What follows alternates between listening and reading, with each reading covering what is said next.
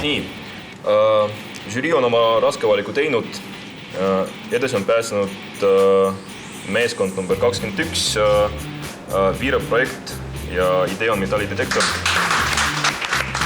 Ja meie äriidee on 2010. aastal hakata tootma ja müüma metalliotsijaid. Samuti on edasi pääsenud meeskond number 8, 3D tuuning. Palju õnne! Ja mu eesmärk on luua selline portaal, kus nad saavad nii-öelda virtuaalselt oma lemmikautot tuunida. Ja ka meeskond number 7, Gigandu. Meie ideeks on luua ettevõte, mis tegeleb geoloogiliste uuringutega tõhusamal maal, kui seda siiani on tehtud.